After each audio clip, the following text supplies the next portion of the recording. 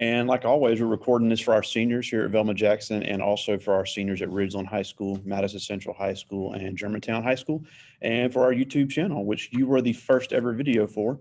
And we're glad to have you again. And even though that was not that long ago, a lot has changed. A lot has done in the last few months, and I'll let you talk about those in a second, but we're glad to be joined by 2019 Velma Jackson alumni Kennedi Miller, who is also a member of the Velma Jackson Hall of Fame, and that is well deserved. So she's joining us today from Alcorn State University, and I'll let her, let me make sure you can share screen. All right, you can. I'll let you have the floor and take us through your journey, because there's a lot to talk about. Okay, definitely. Give me 1 second.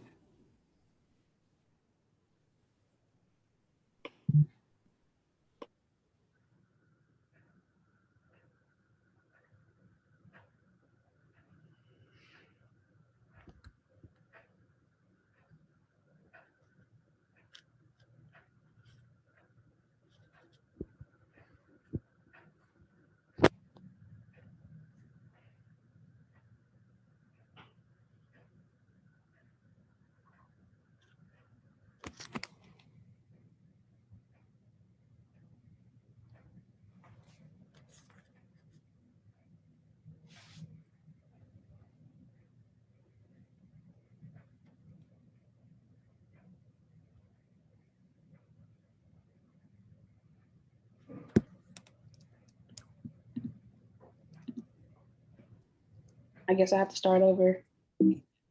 But a little bit about me. I grew up in Camden, Mississippi, which is where Velma Jackson is located. I went to Camden Elementary, Northeast Madison Middle School, which is now Shirley D. Simmons.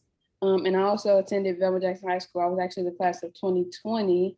It's close, but not the same. In high school, I was in a lot of different sports and organizations. I played basketball, volleyball, I ran track, I did cross country, softball. I was also a part of Student Government Association. I was the president my senior year, and I was also a part of Beta Club, a few other organizations as well in high school. I can't name them all, but and I graduated, like I said, in May of 2020. We were the first COVID graduation ceremony. And if you guys know Dr. Miller, she's my mom, and she's still there teaching now. So that's a little bit about me. So my story, I first graduated from Velma Jackson in 2020, and I went to Hinds Community College for free. I became a student ambassador there. I maintained a high GPA. I joined Phi Theta Kappa while I was there, and I did a course overload, and that allowed me to graduate in May of 2021, which is in 1 year instead of 2 years. And I'm currently attending Alcorn State University for free as well. So I want to tell you guys or inform you guys of how to not take out student loans and try to navigate transitioning from high school to college as easily as possible in the most, efficient way. So like I said, I haven't taken out any student loans, and my school actually pays me. I get refunds every semester for going to school. Wow. So what to do now? What do you guys need to start trying to do now in high school? Keep your GPA up. A high GPA is not only how you get admission into college, but it also gives you access to a lot of different scholarships. And these scholarships are what is paying me now. These are the ways that I'm getting refunds from schools, is by having a high GPA. That's not the only thing that they look at, but that's a very good way to have them have to get picked for these scholarships. Join different extracurriculars in high school. They look amazing on your resume, and they also teach you a lot of different skills that you'll be able to use in college and throughout the rest of your life. So even though I'm talking to maybe juniors or seniors, it's not too late to get involved in something in school if you're not involved in anything, and try to just get your name out there and build your resume up and kind of add stuff to your resume that college admissions officers would like to look at. Take the ACT. I have a whole nother slide about the ACT later, but take the ACT, study for the ACT. I know when I was in high school, I did not like studying for the ACT. It just was it was a very big stress on my life because I had so much going on, and just thinking about the ACT gave me anxiety. But take the ACT. You won't regret it. Yeah, And they're all going to take it October 18th. December 18th. October 18th. They're all taking October October 18th, and we're already drilling it. Yeah. Don't fall asleep during the classes. Don't not pay attention. Make sure that you're paying attention and try your best to take the ACT. And I'll tell you more about that later on in the presentation. And apply for scholarships. Scholarships are everywhere. They are. I know Ms. Brown, when I was there, she was big on facilitating scholarships. She would send us emails of different scholarships to apply for that. If we were eligible, she would send them to us. And even without anyone sending them to you, there's outside scholarships online everywhere. Just look up there and look up scholarships for college students or high school students going to college. And then also go to whatever colleges you're looking at, go to their websites and look at their scholarships, because those are the scholarships that are most likely pay you the most. The outside scholarships are always good, easy money to write an essay or answer a question. Sometimes you don't even have to write an essay. You just answer a few questions and they'll let you know. You may have to do an interview. It doesn't matter. That's money. You're literally getting paid to do these things. So I would highly recommend applying for scholarships and looking for different scholarships and starting early, starting now at the beginning of the year. There's some that open early and close early, and there's some that won't open until next semester. Get both windows. Get from the first semester and the second semester, as many as you can. And go on campus tours. I can't stress it enough. I was actually about to go to a completely different school, and that was the only school that I had applied to. That was the only school that I had my eyes on. I was going to I wanted to go to East Mississippi Community College up there in it's Scuba. Close to Starkville. I wanted to, Scuba. It's close to Starkville, and I wanted to be down there. My best friend goes to the W, so she wouldn't be too far away. Mississippi State University was going to be right there too. So I knew that a lot of my friends were going to be around me. And also, I saw one of my former teammates that went to play basketball there. I'm like, okay, there's people that I know on campus, so I'm just going to go here. And I went on the campus tour with my dad. And at the end of the tour, my dad was like, "You liked it, huh?" I'm like, "No, I did not. I didn't like it at all." One of the main things that I remember asking the tour guide on the tour was, "What do y'all do for fun?" And she was like, "We sit under the gazebo and talk." And I couldn't handle that. So there was nothing that really sparked my interest. Of course, not everyone wants to just go to have fun, but you're going to be living there and you're going to be spending a lot of your time there. So you got to be able to at least enjoy yourself on campus. But I'll talk about that later too. Just make sure you go on campus tours. It tells a lot about the school. And think about your major. You can't look into a school that doesn't even have your major. You be going, you have to, I know people that chose a school not based off of their major and then got there and enrolled, literally got their housing assignment, started school, and then realized they don't even have their major. So they wasted 1 year of their academic careers doing prereqs at a school that doesn't even offer their major. So they'll either have to just transfer schools or change their major. And changing your major, if it's something that you really want to do, you don't want to change it. So that was a big thing. And then build good relationships with the teachers. Now in high school, most scholarships ask for or require recommendation letters. Don't go in classrooms and be disrespectful to any of the teachers, and don't. Of course, that's not even just for recommendation letters, but that's just being a good student in general.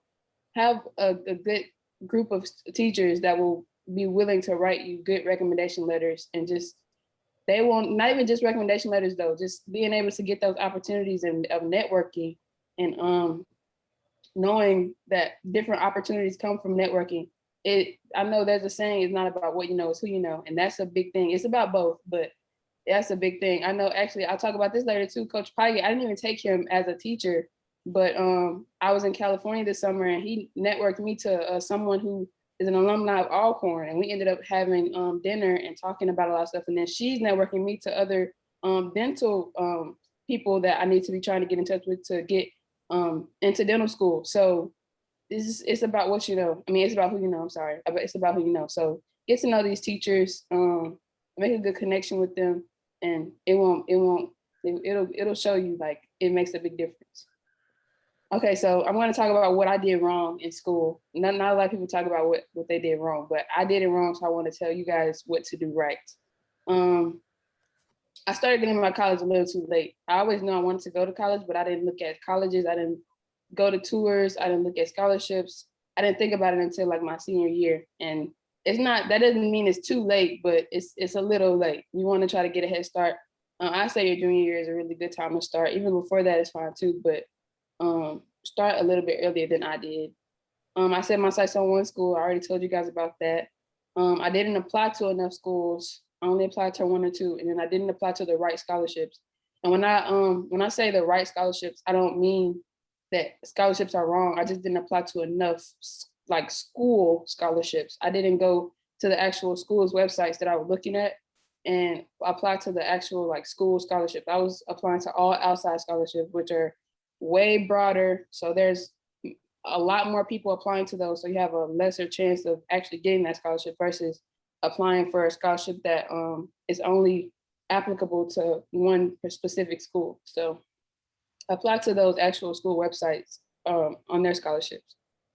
And then I didn't apply to enough scholarships. I only applied to like one or two because senioritis is real. And when you're a senior, you kind of just feel like I'm ready to get out of here. I'm ready to go to the next thing. But don't forget about your scholarships. That's money that you will be looking at a couple years later. You'll be looking back like, I wish I would have applied to more scholarships, but A lot of it's not too deadlines late. coming up here in the next couple of weeks, so that's something that has to get in now. Yeah. So don't forget about the scholarships. And I didn't study for the ACT. Luckily, I had a good baseline and I made a 22. My ACT that I used to get into school was a 22. And my goal was just 20 plus, honestly. And that wasn't even really for the right reasons. I just wanted to be in the 20 plus club at school. And so I did realize that having a 20 plus was pretty good, but I limited myself. I should have set my goal a little bit higher. If I would have made 2 more points, like if I would have had a 24, I would have had like $5,000 extra dollars, and $5,000 goes a long way. The ACT is really a money test. It's about money. It's literally about getting money towards your education. So I didn't study for the ACT. If I would have studied, I probably could have made a 30, but I didn't study at like I dreaded it. And my mom's a teacher, so she was constantly drilling me. Make sure you do the ACT, take the ACT, study for the ACT. And it would just seem like I just don't want to do this. But you need to study for the ACT. Go to workshops. I know Get to College has workshops on weekends. I don't know if y'all have already contacted or been in contact with them, but Get to College is an organization, a nonprofit in Jackson. 100% go look at what they do. They're great. And it's all free. All the Get to College services are all free. Mm-hmm. So yeah, that's another thing that I did wrong. And I didn't have a plan. I didn't know what I wanted to major in. I didn't know exactly what school I wanted to go to. After I went to that other one, I didn't know. And I didn't know what I wanted to do actually when I grew up. So now I'm kind of narrowing it down, but it's okay not to know. It's okay not to have a plan, or not to not have a plan. You need to have a plan, but it's okay not to know what you want to major in per se. Just have an idea of what you want to do and what's the next step. At least have like a year planned out for yourself. But I did right. I was active in high school. I kept my grades above average, so the ACT wasn't too hard for me because I was on my grades in class. So that was my ACT training. And I had an open mind. When I say open mind, I feel like a lot of people kind of close off community colleges because they're not as good as universities. But I'm a big advocate in going into community college first. I think that's going to be one of the biggest things I talk about today is going to a community college. If I went to that community college, I don't know. I honestly don't think I would be here with all the opportunities that I've had and like had all the doors opening for me if I wouldn't have went there. I made so many connections. I still have people from the admissions office texting me, asking me about internships and asking me about how my life is going. So I made a lot of connections at Hinds, and I was only there for 1 year. So I think that was amazing in and of itself. And I did my research after the fact. After that first school didn't really go to plan, I did my research. I looked at almost every school, and I tried to figure out exactly where I wanted to go and what I wanted to try to major in and all that good stuff. So I didn't give up. After that fluke with the school, I'm gonna keep bringing that up. after that, I could have gave up. I could have been like, this isn't what I want to do. This is too stressful, which it can be stressful. I'm not going to take away from it, but don't give up because it's all worth it in the end. Now, let's talk about the ACT. The ACT does not measure how smart you are. It is your money test. The ACT does not measure how smart you are. It is your money test. When you take the ACT, most people probably think that, okay, this is if I don't make this, I'm not smart, or if I don't make this, I can't go to college. That's not true. My thing is, some people are better test takers than others, and some people do homework better than others. Having a test, especially a ACT test, a big test like this, that can be stressful, and that can be the one reason why you don't make as high as you probably are capable of making. So I wouldn't even consider that as a measurement of how smart you are. It's actually been like proven in research that it doesn't measure how smart you are, but it's still a standardized test that most colleges still require, along with the SATs. Some people have started to waive it. I know since COVID, the ACT scores have started to be waived. So look into your school first. I would still take it and get it because that's, like I said, that's money. So the higher you make on the ACT is the more money you would get for scholarships for the school that you're going to. And also it looks good on your resume, and you'll be able to get into a lot of different organizations. You'll be able to just opportunities, networking. That's really big. So I would say that you should definitely, like I said, focus on the ACT and get your money. I'm gonna be very technical. I don't remember if I was very technical last time when it came to my money, but when I was at Hinds, I said I was getting a refund. These refunds weren't $50. These refunds were a couple $1,000s, a few $1,000s that I was having in my pocket to go through school. And to me, that was a big thing because I didn't want my parents to have to pay for anything. So I was going to school. Everything was free. Everything was paid for. Getting classes for free. That's already one big thing. Tuition even being free is a big thing because tuition is a lot. But my housing was free. Everything was free. Meal plans, everything was free. And then they paid me a couple $1,000s to go have fun and enjoy my own. So I feel like that was a really big weight lifted off of my parents' shoulders, which is the main reason why I think I was trying to do it, is because I didn't want them having to reach into their pockets to try to send me through school when I could do it on my own. It's free, you know? So, and at Alcorn, me being in the organization that I was in Hinds, when I said I was a student ambassador, that means I was giving tours. I was the one that was giving students that was coming from high school. I was giving them tours around the school. We were having different events around campus, and we're also working like with the president and with the Office of Admissions to, like I said, try to bring more students to the school. And that's what I was doing there. So that was networking and got me into Phi Theta Kappa. Phi Theta Kappa is something that's completely different, but it's amazing. That's the scholarship that I'm on now at Alcorn, because I was a part of Phi Theta Kappa at Hinds. I was eligible to get the same amount of money here at Alcorn as I think a 25 on the ACT would make. So if I would have came straight to Alcorn, I wouldn't have got as much money because of the fact that my ACT score wasn't low, but it wasn't high enough. The same amount of money that there's two different scholarships, the transfer scholarships for Phi Theta Kappa, and then there's I can't remember the name of it, but it's for incoming freshmen. And it's the same amount of money, except for I didn't have the qualifications as a freshman. I only had them as a Phi Theta Kappa member. So going to community college, I think mostly all community colleges have this, but Phi Theta Kappa, look into it. It's not hard. It's basically an honors program, and you maybe do like 1 or 2 events around campus. You have dues, of course, but there's not that much, and you get cores, and it's a very honorable thing to be a part of. And like I said, you have to have a pretty high GPA in order to do it. And I think you have to be there for at least a semester at most schools too. But definitely get into that, and right now focus on the ACT, because like I said, the ACT was the backbone to all that money that I stacked up from just taking the ACT. Yeah, and it's like you mentioned earlier, and I know you're getting into the money aspect here. You know, just 1 or 2 points different on the ACT. And we'll have Donnie Epting from Hinds in a few weeks, and he'll break down the ACT. And the difference between a 23 and a 24 at Hinds is $1,000 a year.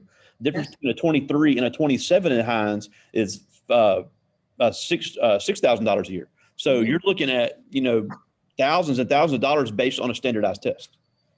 Right. And it's your money test, I'm telling you. And like I said, studying for it it's not hard. It's not even really hard. You just have to focus. You have to be zoned in. You have to be able to pay attention and just have to be able to sit down and study for the test and then sit down and take the test. And it's money. When you think about the ACT, literally think of when you're flipping the pages of the ACT, think, oh, this is money. This is money. This is money, because that's going to motivate you to try your hardest and do your best on the ACT. It's money. I wish somebody would have explained it to me like that when I was in high school, but everyone was just like, take the ACT. They didn't tell me the importance of it. They stressed that I needed it to get into school, but they didn't stress how much of a big deal it would be for money. So I say the same thing. I think that narrative has changed because, I went to Madison Central and I was never told anything either. So I agree with you on that. yeah. But okay, let's talk money. So college is expensive. The average tuition of a public four-year institution in Mississippi is about $8,000 to $12,000. Is this per semester or per year? Let me see. Per year. So that would be cut in half per semester. But the average tuition cost of a two-year institution in Mississippi is about $2,000 to $4,000. That's a very drastic difference. But that, like I said, that is only tuition. I don't know if I mentioned it. Yeah, tuition only covers the cost of actually taking the classes. There are several other fees, including your room and board and your meal plan, your books, and then there's other like technology fees and a lot of different fees they throw in. So that's just tuition. That's only for taking the actual classes. But there's a lot of different options to pay for college. There's federal aid, state aid, scholarships and grants, and then there's loans. As you can see, I put the ones that you want to take, the ones that you want to do in green. You don't want to have to take out a loan. If you have to, that's your absolutely last option. There's always options to try to get rid of that in the future, depending on what your major is and depending on what job you do. You might want to try to weigh your options because student loans are something that you do not want to partake in. That was a big thing for me. I know someone, I'm not going to say any names. I know someone who has over $200,000 worth of student loan debt, and that's student loan debt. No other debt, not in total, $200,000. So try your best to focus on having the federal aid, which you may or may not qualify for, state aid, which you may or may not qualify for, but scholarships and grants, that's on you. It doesn't matter your financial status. That doesn't matter. That's all on your willingness to work to try to get a scholarship. And if you start working now as seniors, that's good too. But as juniors or sophomores in high school, you'll have a lot of money stacked up for college. Yeah. And that's really good. State and federal aid, we're getting these juniors and seniors to fill out this FAFSA now because it's about to open. And, and like I said, you never know what you might qualify for. It is income based. My dad's a surgeon, but I've still qualified for some state aid. So you'd be shocked what you would qualify for, especially coming from a Title I school. That plays into that plays into it. So you'd be shocked on what you could qualify for with state and federal aid, and pretty much everybody at least qualifies for something. Right, and so you don't want to cast those options aside. You want to make sure that you look into all of those three options. And then, like I said, if you're on your last leg looking for that last option, you might have to take out a loan. But like I said, focus on the federal, state aid, and scholarships and grants. So choosing in school, I know that a lot of people are trying to figure out what school they want to go to and looking at what type of school you want to go to. I told you I'm very much a big advocate for community colleges, but like I said, it depends on the person. So when looking for a school to attend or a college to attend, you should look at the cost, the available scholarships, majors and minors, student life, safety, location and distance from home, class sizes, athletics and extracurricular activities, the campus location, and then also career and support services. I do want to touch a little on a few of these. Not going to touch on all of them, but a few of them I really want to touch on. Of course, the cost is very important because you want to choose a school that's in your cost range. Like I said, community colleges are way more affordable, and then you can use that community college to pay for your university life that you go to after community college. The available scholarships that goes along with the cost. Majors and minors, I already touched on that because you can't really, go to a school that doesn't have your major and expect to graduate with something that they don't offer. And then also, I didn't mention this, but accreditation. you need to make sure that you look at the school's accreditation for different majors, because they will offer a major, but if it's not accredited, which means that someone's not really vouching for them, like this is a legit program, then when you're going to get a job and they say you have a biology degree from Alcorn, but it's not accredited, that you still have that degree.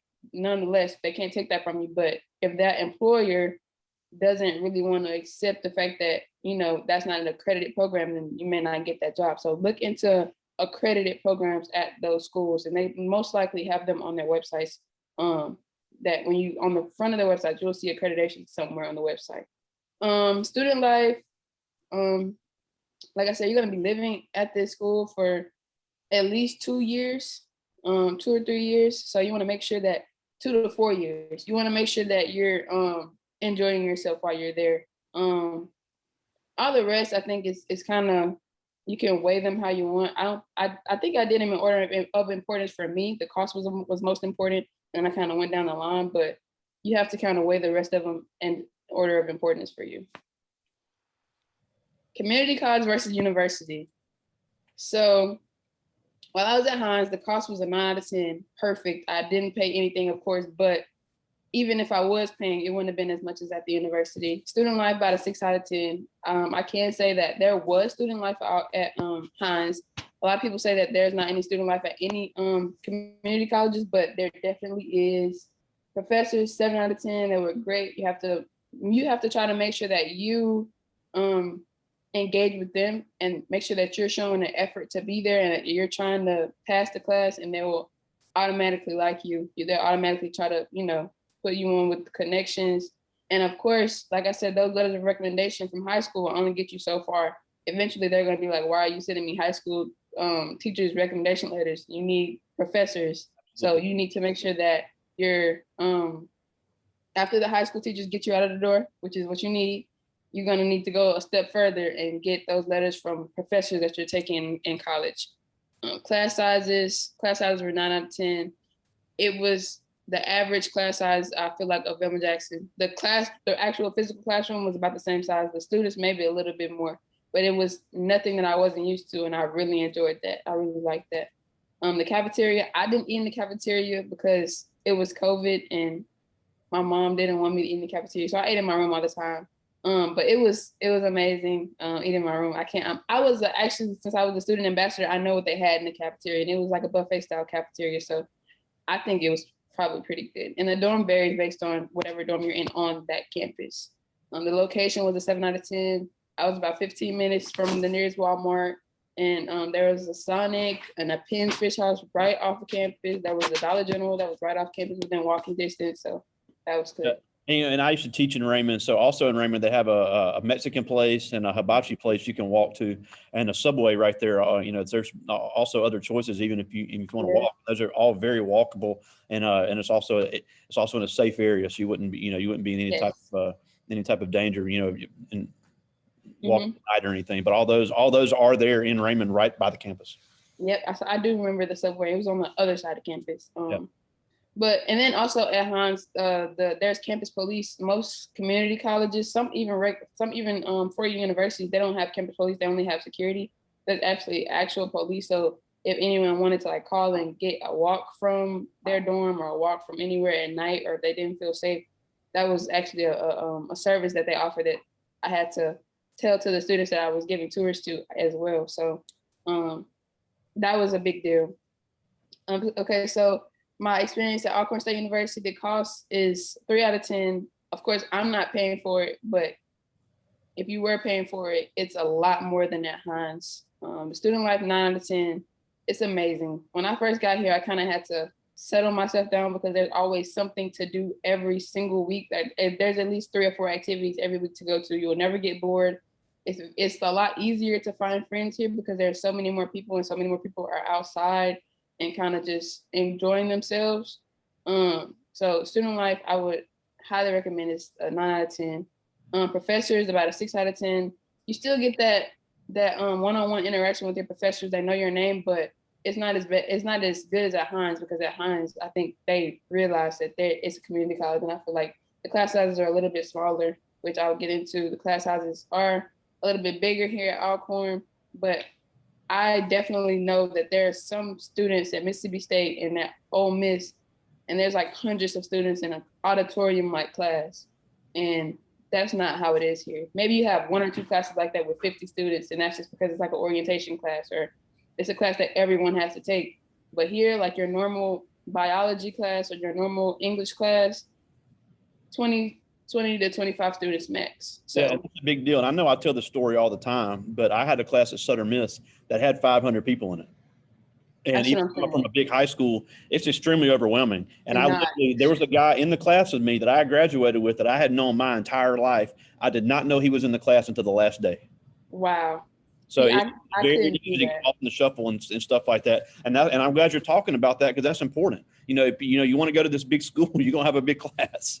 Yeah. So and it's harder to get a relationship with your professors in a bigger class size like that because they just want you to come in, do your work, turn your work in, and leave. They probably don't even really know your name unless you like go to their office. And it's way harder to. It's very possible, but it's harder to form a relationship with your professors if the class sizes are that huge. Cafeteria 8 out of 10.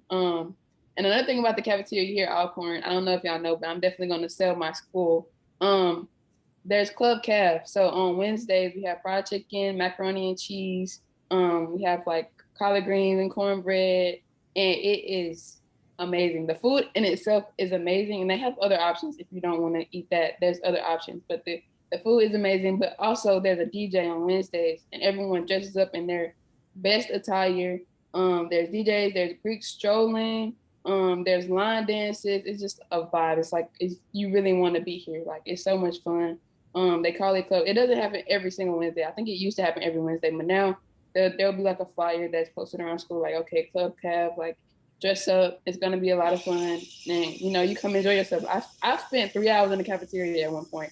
It was really like it was so much fun. It was so much fun. But anyway, I digress. Dorms, like I said, it varies. I'm currently since I've been here, I've been in the new dorms, the Village or Mega Wiley Evers complex. So those are the newest dorms that are on campus. I can't remember how old they are, but they're very nice. But like I said, there's other dorms that I haven't been in that are still like community style bathrooms and like 2 or 3 to a room, 2 to 4 to a room. Here you can end up getting like a private room.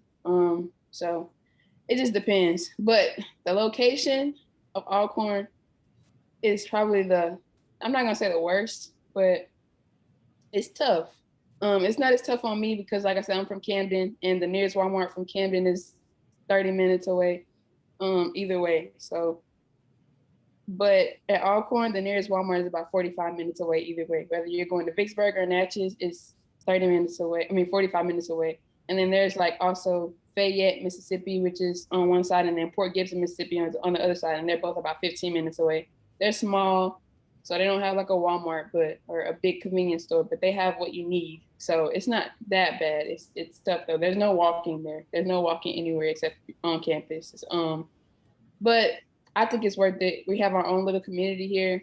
Everything you need is on campus. If you really, really want something, you would have to go get it. But everything you need is on campus or at least 15 minutes away. So yeah, and I know you talked about this a little bit, but with the dorms, and it could be the same case at any school. They only have a limited amount of room. So if you want a certain area or a certain type of room, you have to fill that application out as well. Just getting accepted into the university and having a scholarship, you have to put in that housing application, and they have strict deadlines on that. They do. They have very strict deadlines on that, and you don't want to miss out. I know my first time applying for my housing assignment, I was up at 12 o'clock in the morning waiting for it to open, trying to hurry up and lock in my spot because I really wanted the newer dorm, which I stayed in the community style dorm at Hinds, and it was not terrible, honestly. I think maybe because I had my own private room there too, just because it was a fluke. My roommate didn't show up, and so I just had a private room. But here, I've gotten spoiled. I'm not gonna lie. So at Hinds, I was like, okay, this is cool. This is my first year. I can deal with this. But once you get spoiled and kind of adapt to the newer dorm, it's just really nice. Having a thermostat, having a full refrigerator here, it's really nice. So you don't want to kind of downgrade. So the housing applications are very strict, and you want to try to get in on that as soon as possible. Talk to whoever is over housing if you need to figure out exactly what time it's going to open, because I was up at 12 and they didn't open until 8 a.m. So I was up for no reason. But so just talk to whoever's over housing. I'm sure they have that phone number on their website as well, whatever school you want to go to. Things to do in college. So you need to make friends, you need to find yourself and create memories. Again, this is going to be a pretty memorable time in your life. My mom says it's the best time of her life. I think this is about the best time that I've had in my life. It's been really, really enjoyable. I made a lot of friends. I created a lot of memories. And also you need to join organizations at college too. I didn't play any sports in college only because I feel like, even when I forgot to mention I was in the band as well for a little while, but I didn't play any sports in college only because I felt like I had been playing so many sports throughout my entire high school career, and I really wanted to focus on academics and just enjoying myself because I didn't really get out too much in high school. So I wanted to just focus on enjoying myself, making friends, making those meaningful connections, and just trying to stay active in school. Also, keeping a high GPA in college, because you never know. I came into college thinking that I just wanted my bachelor's and be done, but things come up, things happen. So now I'm on my way to try to get a doctorate degree, a dental degree. So that keep your GPA up. Even though you're a freshman, that GPA is going to follow you. Even like if your mind may change, you may want to go get a master's degree or go get a PhD. You definitely will want to keep that GPA up because you need that GPA, a good GPA. Some scholarships are going to require you to have a certain GPA. Yes, 100%. And if you don't get a scholarship your freshman year coming into school, don't stop applying for them. They offer scholarships for sophomores. They offer scholarships that are particularly for juniors or seniors. They offer a lot of different things each year. So keep applying to those scholarships. If you don't get it, don't give up. Continue to apply for those scholarships as well. And then participate in internships. I honestly didn't know about an internship until last year, the fall of last year. And I wish someone would have told me that I need to be doing internships.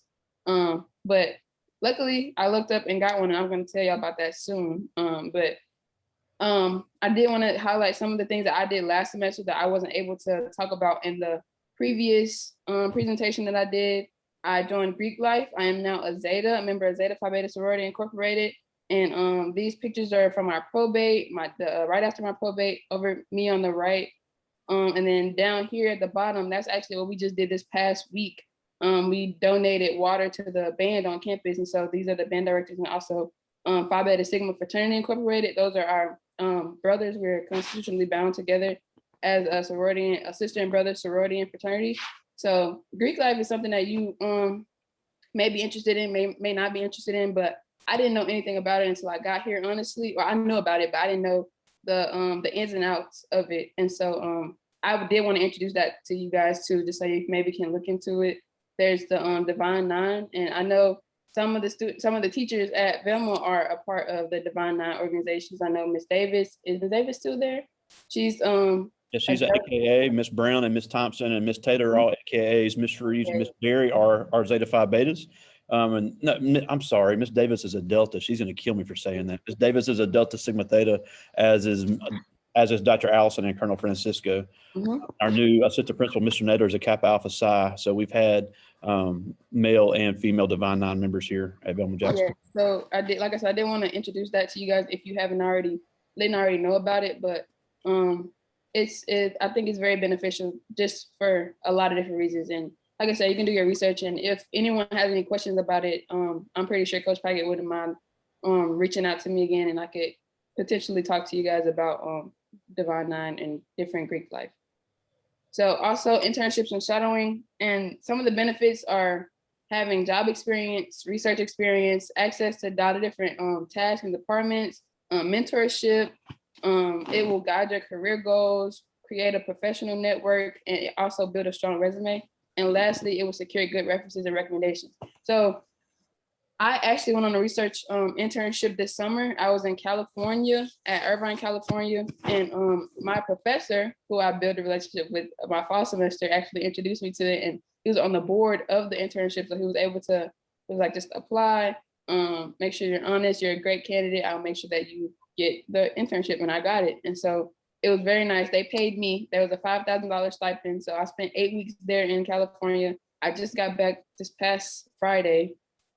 And so it was an experience. I loved it. It was amazing. And these are some of the pictures that I took. This was the first day that we got there. This is in front of the Laser Institute that we were working in all the time. This is some of the food that they gave us. It was amazing. Their cafeteria, everything was free. The food was free. It was amazing. We went on a fancy dinner. We went to the beach. We went to a lot of beaches. We rode on boats, drove boats, Disneyland, and we also, well, that's Disneyland as well. So they definitely took care of us. A lot of the things that we did were facilitated by the actual ACES program. And so I would definitely recommend that you guys look into internships while you get there. Not all of them will be this great. I got lucky. This was amazing. But they also did like workshops and taught about different PhD things and what you wanted to do to get a PhD, which I thought about doing too. And they also helped me do research. I actually researched something dealing with dentistry, and I don't want to get into my research right now because it's a lot. I'll be talking for a long time, but that's that. But last but not least, I do want to talk about college and is it for everyone? No.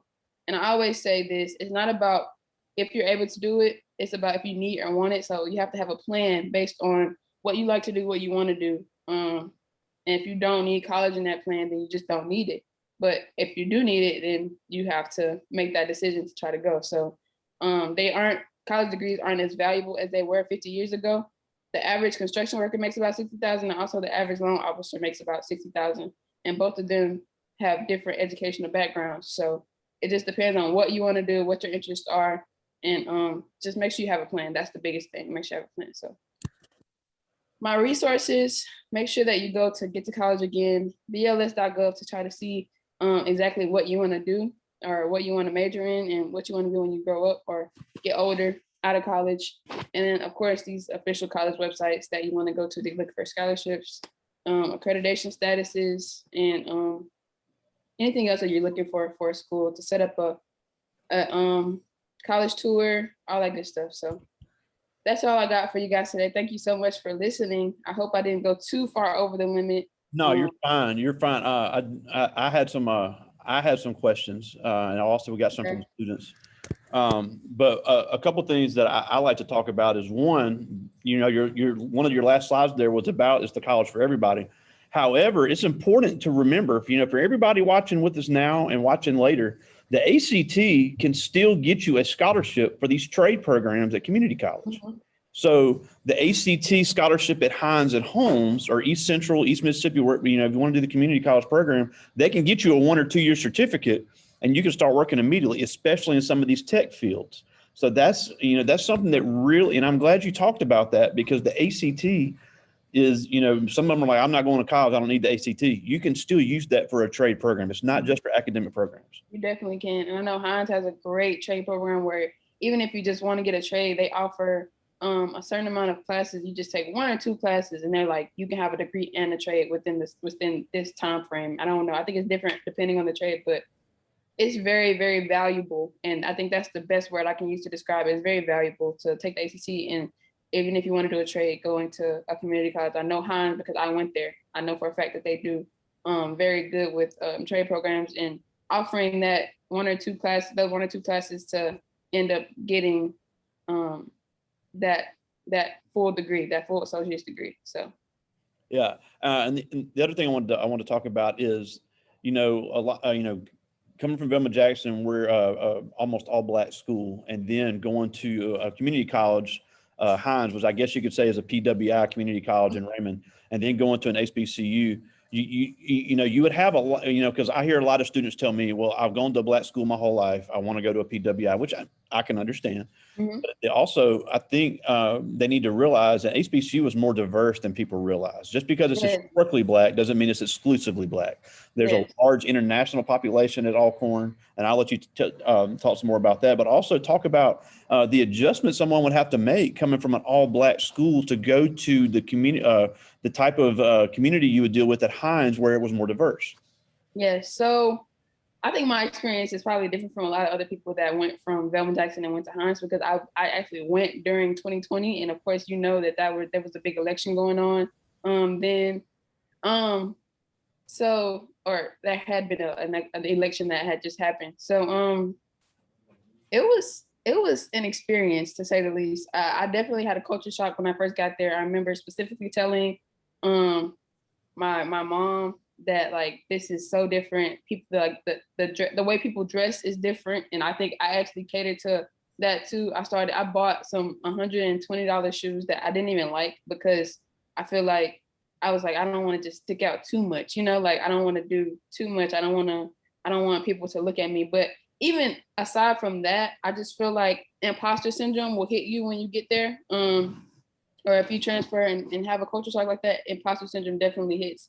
I was in a classroom and I was in a group with other individuals that were not of my race. And so we were all working together, and I remember suggesting that an answer was something, and they kind of looked at me like, "Are you sure?" Like, let me double check, let me make sure. And then the other girl said something, and there was no question about it. So it's just, there's a difference, and I think that kind of prompted my decision to make sure that I transferred to HBCU, because I just feel like here you don't have that problem. You don't have to second guess yourself. You don't have to kind of think, am I supposed to be here? Do I belong here? Am I good enough to be here? Like, there's not that second guessing.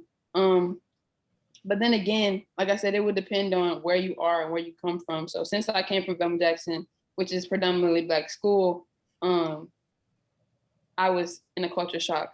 And then moving from Hinds and coming back to Alcorn, I think it shocked me again, because I wasn't so used to it, but I had to kind of navigate myself back here. And like I said, and like you said, yes, there is a very diverse population here at Alcorn. There is a very diverse population here at Alcorn. I don't think there's anything else I can say. There's a lot of international students. I have friends that are from the UK. I have friends that are from Jamaica. I have friends that are from Nigeria. It's a big difference. It's a lot. And so I would of course I want to recommend HBCUs. Like I advocate for community colleges, because I just feel like there's no way to stray from the authenticity that HBCUs kind of give to a Black student, and that way of not having to think too much. You're going to school to go to school to get your degree. You shouldn't have to think about what you're wearing, or if you're saying the wrong thing, or trying to code switch and sound more professional for somebody. So I just feel like HBCUs are the way to go. And like I said, Hinds has an HBCU campus as well in Utica. If you were looking for a community college that's also HBCU, Hinds in Utica is an amazing opportunity and amazing school for you to go to. Yeah, and we'll have Hinds in Utica with us in a few weeks. Now, the last thing I want to talk about before I get to the students' questions, and Drain, if y'all have questions, just put them in the chat here. I've got them. As you know, and I'm glad you talked about your MPHC experience, because it's so many great organizations.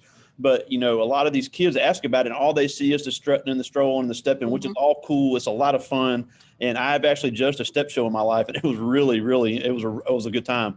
But there's a lot more to it than that. It's not just wearing the colors and posting on Instagram, even though, that's still fun. There's a lot of community service involved, very strict academic requirements. Yes. And a lot of things go into consideration and being in those. So can you talk a little bit about the MPHC organizations, because students are interested in it, but I don't think they understand the full scale of it. Mm-hmm. So I feel like the only actual organizations that I know of are MPHC, because there are different organizations that are not MPHC. They're on more of PWI's campuses, but even on this campus, there's not MPHC on here. There's Kappa Kappa Psi, which is a band fraternity, and it's very prevalent here at Alcorn. There's a lot of members that are in that organization too.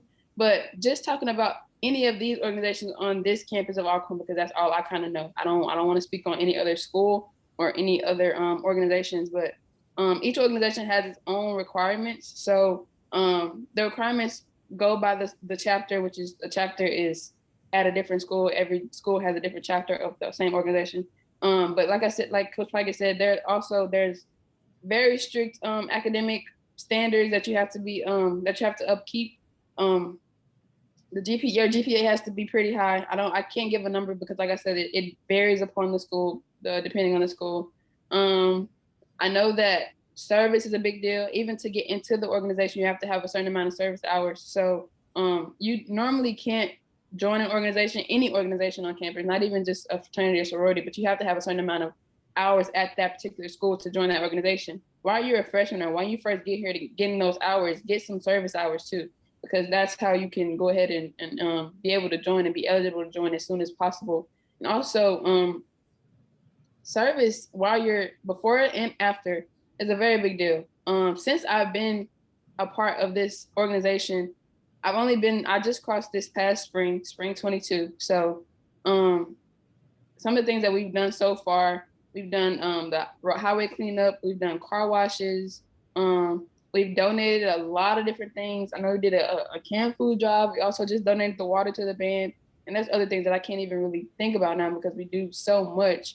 But that's one of the main things that we do. That's actually one of our principles is service. And of course, you can look on the website and see any of the things that the organization stand for to try to figure out which one you want to do. But it's definitely way more than just being a social group. There's strolling, there's parties, there's fun, but at the end of the day, every organization is based off of that service and that scholarship that you want to have while you're at a school. So if you embody those qualities and you are interested in becoming a member, make sure that you look on the website, see and look and see what that organization does, what that particular organization stands for, and look into talking to whoever's on your campus. And that's another thing. If you're choosing to go to a college and you're looking to be in Greek life, you have to see if they actually have a chapter on that campus, because some campuses don't have all the different chapters. We don't have IOTAs. There's a fraternity called that are the IOTAs, and we don't have that organization on this campus. So you have to kind of look and search around and see, but definitely not just strutting and strolling. Yeah. But the NBAC chapters are at the PWIs in Mississippi as well. So yes, you still wanted to have that experience, but you didn't want, you didn't go to HBCU. You can still be a part of that because they are at all of our state universities, at least in Mississippi, and most of the bigger schools across the South. But I do have a few questions from the students, and this is LaRodrick Harris, and he asked, "What was your biggest deciding factor in determining your major?" My biggest deciding factor, that's funny because I changed my major 3 times. So I just kind of I wanted to look into what I would enjoy doing. That's overall the biggest deciding factor. But also, people say don't look at the money, and you shouldn't only focus on the money, but you definitely have to look at the money because you have to see if you're going to be able to make a living out of it, depending on how you plan on living for the rest of your life. So that's not the biggest deciding factor. The biggest deciding factor will be me enjoying what I'm doing and me being good at the actual prereqs to do that, because you can say, I enjoy doing this, and then you get to college and hate taking math classes or hate taking science classes or English classes, and it's just not good. So I say there's 2, and you have to enjoy doing it, and you have to be good at the prereqs to get there. You have to be good at the classes to actually get that degree. So those are the 2.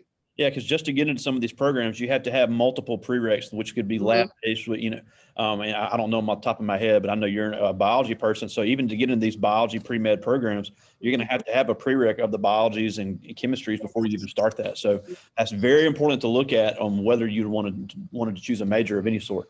This is Jamiria Luckett, and she asked, when things get hard in college, what keeps you going? Things get hard in college.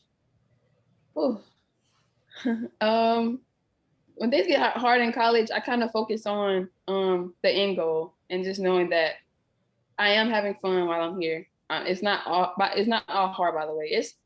I would say it's rarely hard, depending on where you go. Here, for me, I guess it's not really that hard because I built a relationship with my mentors and my professors. So it's not that hard. But when it does get stressful, which it will get stressful, it can get stressful. Just know that the end goal, I want to be this, I want to do this. And in order for me to get there, I have to go through this, and it doesn't last forever. Of course, you're going to get through it. You may have a few bad grades. A few bad grades hasn't stopped anybody from becoming who they are, and if it does, start over and do it again, and you'll get through it the next time. You have to have that don't quit mentality. You have to have that don't give up on something. You weigh what you need to stop doing versus what you can't stop doing. So you have to weigh what you want to do. If I can't see myself wanting to do this, if this doesn't matter enough to have me stressing over it, I'm gonna let it go, because it's not doing anything but taking away all of my energy. It's not benefiting me in any way. I don't need this, so I'm gonna let it go. But if you know that your end goal is based on what you're doing right now, you have to try to push through it and get through it, and focus on your end goal. And that's what I would say. And I graduated with your sister, with Jamaica. Oh yeah, you did. Yep. No, well, there's a lot of them here. Now this is Alexander Williams, and he asked, "What's the biggest obstacle you faced while in college?" Biggest obstacle, I think I had a little bit of social anxiety when I first moved into Alcorn. I don't even want to say college. Well, I can say college too, because even at Hinds, I had a little bit of social anxiety, only because I feel like COVID kind of made us so distanced that I had forgotten how to talk to people. I had forgotten how to communicate with people. But it definitely helps coming to HBCU. At Hinds, it was a little bit harder. I did have the ambassador group that I was a part of, and I also had a few friends on campus, but I didn't really want to dwell and go to too many functions because I had that little bit of social anxiety. So, but so far for me personally, which I don't think a lot of people would actually say this, but I had a little bit of social anxiety coming into school. But it's eased up now, especially me gaining sisters with the organization that I'm a part of, and also gaining friends that aren't even Greek at all. That's been the biggest obstacle that I've been fortunate enough to overcome. Yeah, and that's important to understand as well. And you did mention that briefly, is that even if you don't want to be a part of an MPAC organization, literally college campuses, community college campuses have organizations for everything. It does. They have, everything. There's gaming, the video game clubs. They have the Christian based clubs, or whatever religion clubs they have for your certain literally anything. Yeah. And then you can start, especially at Hinds, you can definitely go. It is not that hard to start an organization for something that you are passionate about. You and some friends are passionate about an organization or are passionate about something. All you gotta do is find an advisor, which could be anybody that works for the campus, and start the organization up. Like I said, there's esports, and people make so much money off of esports. It's literally like a profession, like the professional leagues, like actual physical sports. So esports is a big thing that I know at Hinds that caught my attention, but there's literally organizations for everything. Yeah, I know they have an esports club at Alcorn as well, and they go and compete all over the country. It's pretty cool. Mm-hmm. So it's if you want to be a gamer, and while you're doing the whole college thing, they got all the new equipment right there at Alcorn and all these other universities as well. So there's definitely something for everybody.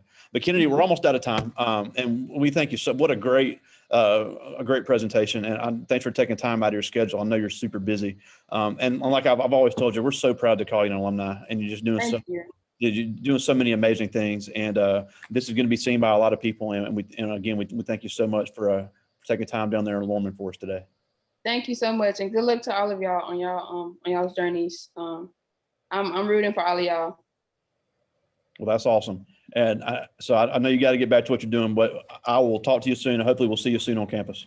Okay. Thank you. All right. See ya.